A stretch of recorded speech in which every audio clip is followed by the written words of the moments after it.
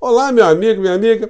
Sejam bem-vindos a mais um Portal do José, fechando mais uma semana com esse nosso primeiro encontro de sexta-feira, trazendo informações muito interessantes e outras que confirmam algumas análises que temos feito aqui no nosso Portal do José sobre o que está acontecendo com o governo federal, especialmente com o entorno do presidente da República e por que ele está se colocando em algumas situações que acabam gerando ali uma série de bombardeios, né? Isso é de propósito? Isso é articulado? Ou será que as coisas estão meio desandadas, né? Vou conversar com vocês sobre essas questões, mas antes de mais nada é sempre muito importante convidar você que está chegando agora no nosso portal e ainda não nos conhecia, para que você se inscreva aqui conosco e conheça também os nossos outros vídeos. Se você gostar, compartilhe, recomende, não se esqueça.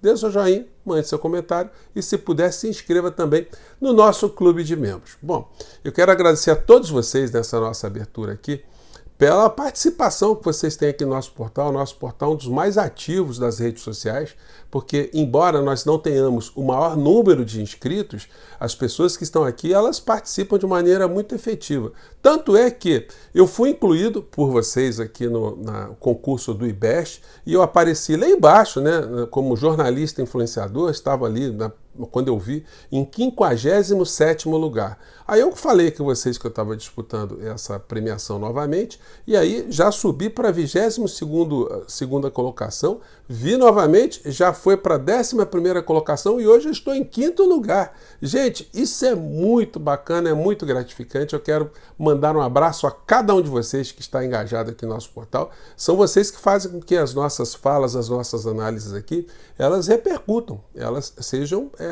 escutadas, sejam observadas e sejam refletidas também, né? Então, vamos seguir em frente e muito obrigado. Vou deixar o link para o nosso papo de hoje, tá?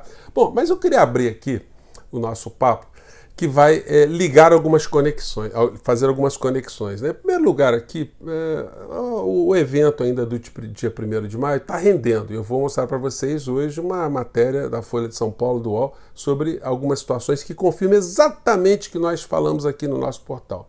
Bom, em primeiro lugar, vou trazer aqui a criatura, o senhor Silas Malafaia de novo, né?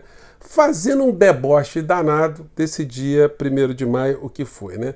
E ele está lá nos Estados Unidos inaugurando mais uma igreja, né? Vejam só, né? Como é que essa coisa está se enraizando mundo afora, né? Sobretudo em sociedades muito fraturadas, né? Mas vamos lá, o que ele andou dizendo? Vamos lá. Brasil, tô aqui em Boston inaugurando uma nova igreja, tô aqui com meu filho aí, Silas. Agora, eu não vou deixar passar essa. Que fracasso! Dia 1º de maio, até Lula dizendo que a manifestação foi mal convocada. Vocês fazem isso há anos, rapaz. Deixa de desculpas farrapadas, vocês não têm povo, não. E aí?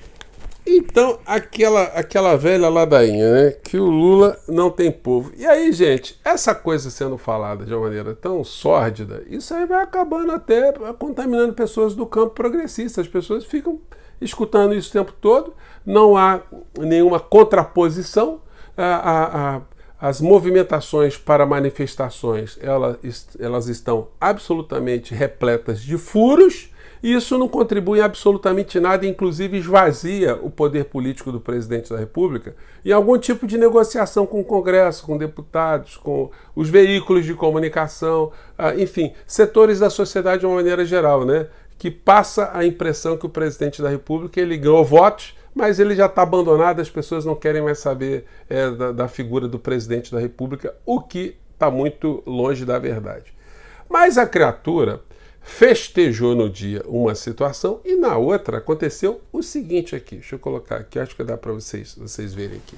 Site da TV Cultura. O senhor Silas Malafaia tomou uma cacetada já depois que ele recorreu, né? O que aconteceu? Pastor Silas Malafaia é condenado em segunda instância por atacar a honra de Vera Magalhães. A apresentadora do Roda Viva receberá a indenização após pastor divulgar fake news durante a eleição presidencial de 2022. Fake news, o que é? Contar mentira, né? É o pastor mentiroso. É o pastor que engana as pessoas de uma forma consciente. Claro que na defesa dele, disse, olha, eu fui induzido a erro, enfim. Todas as pessoas do campo do bolsonarismo, quando elas são flagradas e elas são emparedadas pela justiça, elas saem sempre com uma desculpa estapafúrdia. Eu tinha tomado remédio, eu estava nervoso, vocês não me entenderam muito bem, enfim. Tem sempre uma justificativa. Ninguém é homem o suficiente para bancar aquilo que disse, né? O que mostra que nós tivemos à beira de um colapso aqui no nosso país, porque uma nação governada por delinquentes e covardes, evidentemente a coisa não iria dar muito bem, né? Mas aí eu me lembrei aqui de uma situação muito curiosa, vocês todos já conhecem, né? É uma fala que o jornalista Ricardo Boechat fez sobre o pastor Silas Malafaia. E ele jogou ali uma série de adjetivos muito cabeludos, né? E disse também algumas verdades. Bom, Silas Malafaia moveu uma ação contra ele e os dois acabaram fazendo uma conciliação. Sobre essa conciliação, teve uma situação muito engraçada, porque o Boechat, esse áudio é pouco conhecido, eu vou colocar aqui para vocês. O Boechat foi explicar que tinha feito essa conciliação, mas nas entrelinhas ele reafirma uma acusação que ele fez a Silas Malafaia de ser um tomador de dinheiro dos fiéis, né? Ele fala isso de maneira muito passando, do tipo, olha, não vou dizer que você é um salafrário, tá? Não vou dizer que você é um bandido, não vou dizer que você toma dinheiro dos seus fiéis. Bom, ele está dizendo isso, mas na verdade a mensagem que fica é justamente a negativa daquilo que ele está dizendo, né? Ou seja, as pessoas chamam atenção para aquilo que está na essência do que ele está dizendo.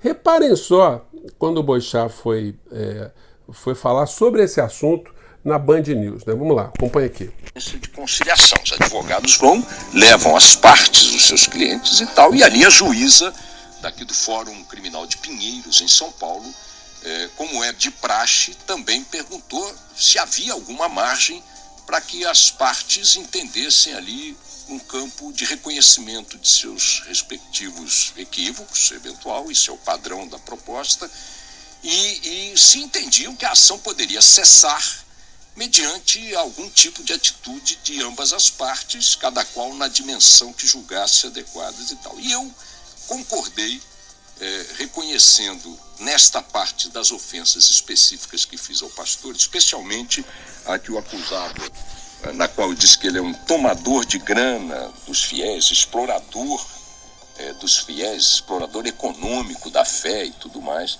que foi o ponto central da ação movida pelo pastor Silas Malafaia. Reconheci, como de fato não tenho nenhum problema em reconhecer, que ali cometi um excesso, cometi uma impropriedade.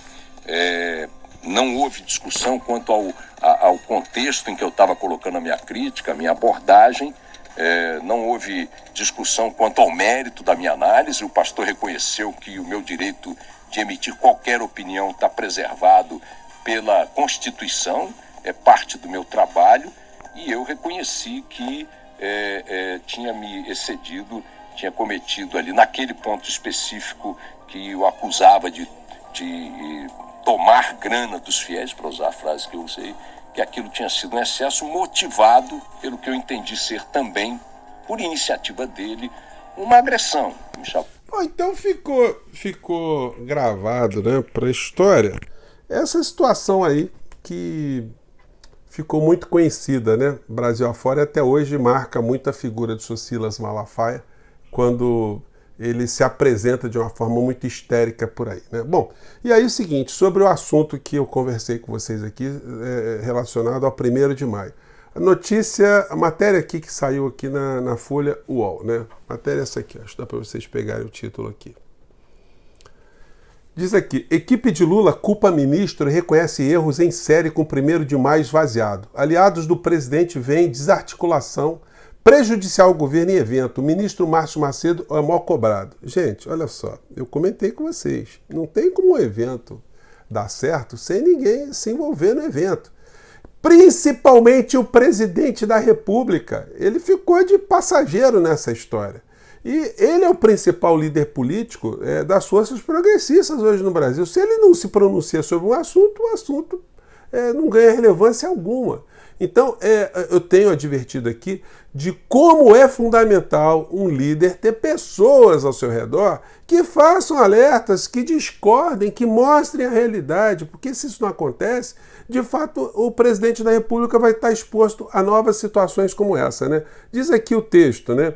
O entorno de Lula aponta uma série de erros na organização do ato em comemoração ao Dia do Trabalhador, na quarta-feira, e na própria participação do presidente, da falha pela escolha do lugar distante do centro, a tímida convocação de parlamentares e apoiadores, aliados do presidente veem desarticulação prejudicial ao governo no evento.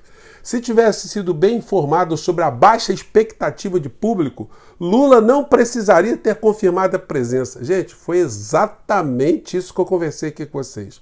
Após o fiasco, interlocutores avaliam que seria preferível que ele tivesse adiantado a ida ao Rio Grande do Sul, assolado por fortes chuvas e que precisa de ajuda federal em vez de participar do ato. E aí, gente, eu tenho visto muitas avaliações na internet de pessoas que são simpáticas, né, que ficaram também simpáticas ao Lula, né, e ao PT, que ficaram também com essa interrogação, né, como é que essa situação toda aconteceu? E aí veio uma tese que eu discordo, com todo respeito, meus queridos amigos aqui progressistas nas redes sociais, que isso foi feito de propósito. O Lula chegou e falou ali do Boulos, né, pediu voto para o Boulos, que isso foi de propósito, que as coisas ali foram de propósito, porque isso gerou uma série de publicações por parte da direita de uma forma que não se conseguiria de outro modo, né? Gente, olha, me desculpe, mas isso é uma visão absolutamente romântica, porque não existe esse tipo de estudo,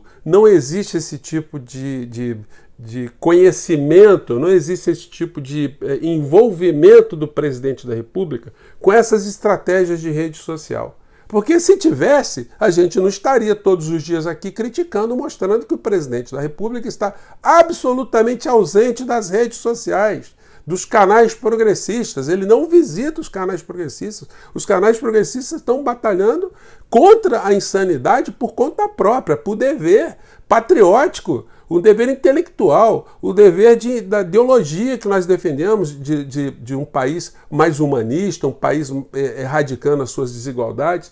E o presidente da República, que não é uma pessoa muito ligada à internet, com as experiências que ele foi levado, como por exemplo aquelas lives de terça-feira de manhã que foram pífias, e a gente falou aqui, enfim, ele deve ter ficado com cisma dessa história. Então tem um problema muito sério aí, que não é só com o ministro Márcio Macedo, não. Você crucificar ali uma única pessoa e não fazer uma autocrítica no entorno, inclusive arrastar o presidente da República para o que está acontecendo, é um erro muito grave, é um erro que prejudica não só o governo, mas prejudica a nós todos enquanto nação, enquanto civilização, porque isso fomenta cada vez mais essa insanidade toda que a gente conseguiu varrer, né? Pelo menos escantear essas pessoas, até muitos irem para a cadeia depois das eleições de 2022. Então, gente, olha, não é para a gente ficar romantizando, não. É para a gente fazer uma análise crítica, corrigir rumos e ir para frente. É assim que funcionam as relações no mundo da política, né? Colocar a culpa numa pessoa como espantalho, um fantoche, é fácil, né? A gente terceiriza a nossa responsabilidade. Bom, e o nosso espaço aqui não está aqui para isso, né? Eu acho que é por isso que vocês todos aqui têm se engajado tanto aqui no nosso portal para a gente ajudar a empurrar o nosso país para frente, né? Vamos em frente, gente. Está em tempo ainda de corrigir essas situações e a gente vai voltar a esse tema novas vezes, tá bom? Um grande abraço e até mais tarde. Tchau!